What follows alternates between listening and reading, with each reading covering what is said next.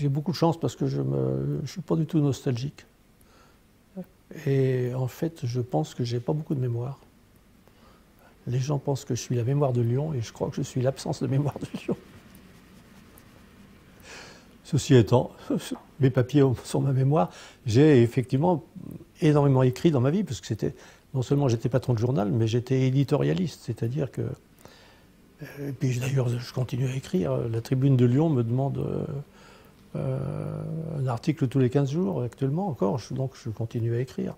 Puis quand j'ai un sujet qui me tient à cœur, j'ai beaucoup écrit dans Lyon Capital, je redonne encore des choses, etc.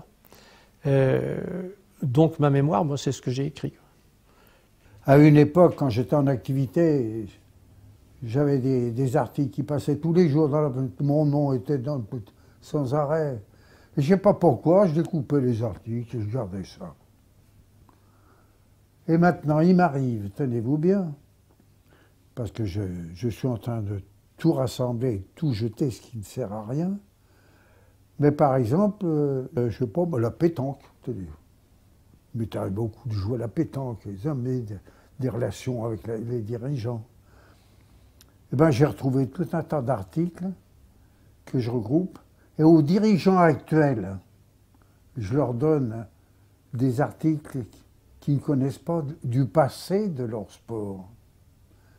Quand je remets aux archives de ces souvenirs, bien oui, pourquoi pas, il vaut mieux que ce soit aux archives que si je les détruis. Ça n'intéresse pas mes enfants. À mon âge maintenant, qu'est-ce que vous voulez? Il y a des choses qui datent de longtemps et tout. Bon, maintenant, il faut que je me débarrasse de ça maintenant, vous comprenez?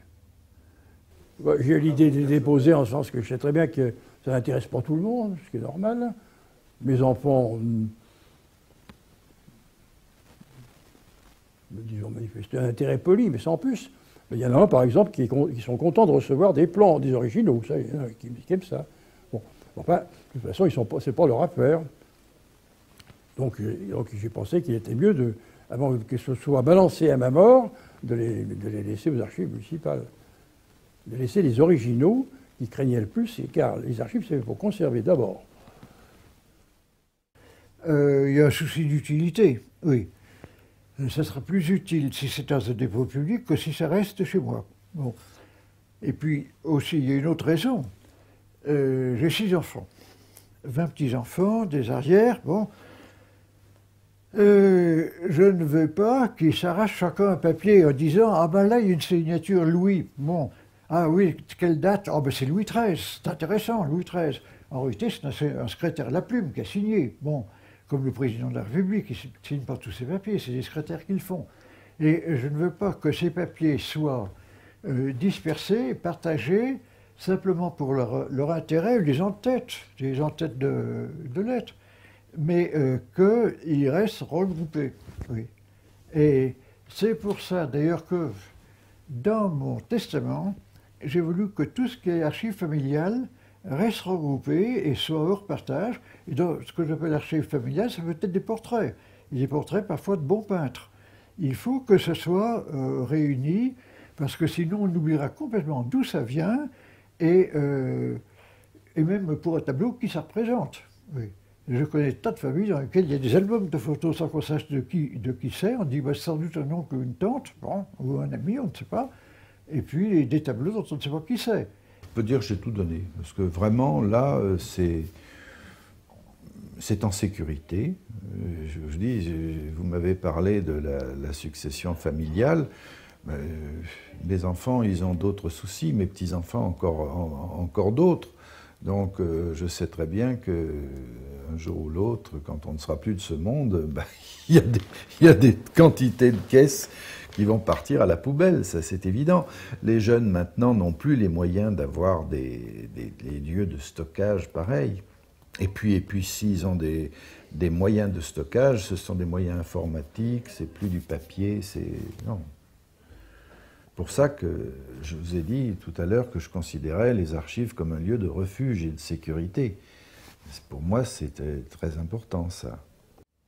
Un souvenir personnel de mon père. Mon père était né en 1880. 94, il a vu, enfant, les derniers, vers 1901, les derniers tramways tirés par des chevaux.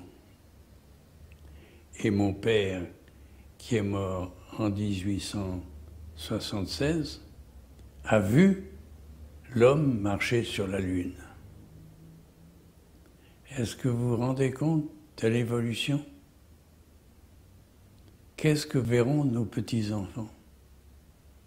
L'aîné de mes arrières a 12 ans. Et j'en ai 11. Il verra quoi?